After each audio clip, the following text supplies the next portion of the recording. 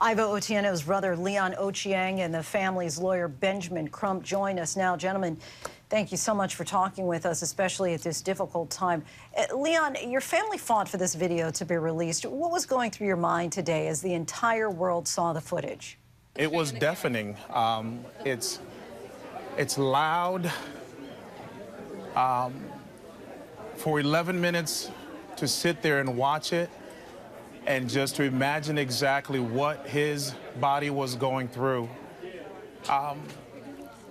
For me and my family, with every replay, every airing of the video, Ivor is constantly dying over and over to us. So we're living a nightmare, and it's indescribable. It's indescribable.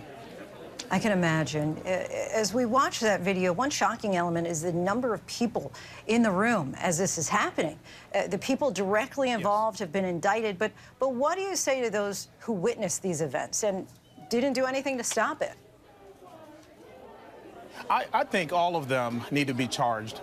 Honestly, if you ask me, if I was in position to indict them myself, I would say they participated, because you, as a caretaker, you vow to take care of those who are ill and not to interrupt and stop it. What about common sense? What about calling the Virginia State Police and saying, we have a situation that is very, very scary going on right now. We need backup. We need backup. We need to stop these men from killing this young man. Because in the state hospital, you're supposed to be taken care of and not murdered. And Leon, I'm not sure if Mr. Crump can hear me, but I know you're standing right next to him. So just asking if he's concerned at all that perhaps releasing this video might taint the jury pool. Mr. Crump, they want to know if what your concerns were about the release of the videotape and how it might have impacted the jury pool. I don't think when you balance not saying anything and not being transparent, when it's black people, we might not get a jury. Right. So that's why we have to make sure that we have the video released. I mean, think about for decades when black people would say we were brutalized, and the police would present a narrative to justify the unjustified killings of black people. So no, we want transparency paramount to all else. Leon, tell us what kind of man your brother was, how you describe him to those of us who never had the chance to meet him. To me, my brother was a creator. He was creative.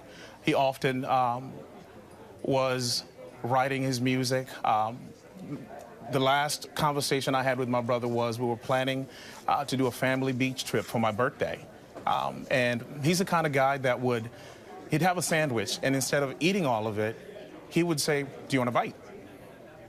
Or if he's going to get some food, he would say, yo, bro, you want to go get something to eat? He was a community, I want to say, what I'm trying to say is he was known in the community. His friends are so diverse.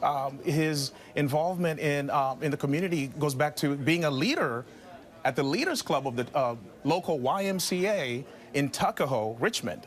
And he was there. He went to leader school, and every single person knew him as a guy who, you would want on your team. So if you're playing a pickup basketball game, you want Ivor, you want Vo in your squad. So that's who my brother was. He was a star athlete.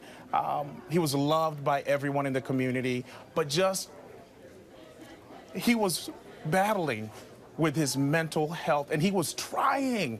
I'll have conversations that I can't even get into right now because I'd probably need the whole day to talk about. But I have long conversations with him where we're just crying together and we're talking about what he's thinking, how he's feeling.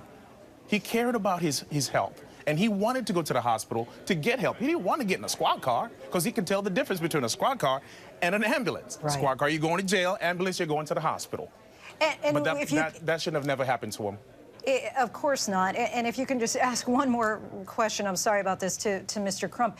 What kinds of alarm bells does this set off to the degree that he had sought out mental help, that he had gone to a mental hospital, and that this was the result?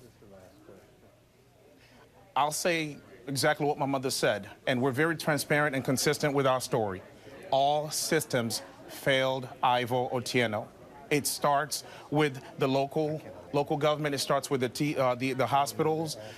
They need to change the way they approach, and that's why we're calling for Irvo alert. That way, when you make a phone call and you say, I have an Irvo alert, a loved one is not well, it's mental health crisis, not 12 officers showing up with tasers ready to put you down.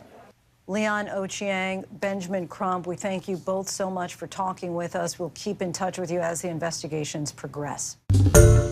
Hi, everyone. George Stephanopoulos here. Thanks for checking out the ABC News YouTube channel. If you'd like to get more videos, show highlights, and watch live event coverage, click on the right over here to subscribe to our channel. And don't forget to download the ABC News app for breaking news alerts. Thanks for watching.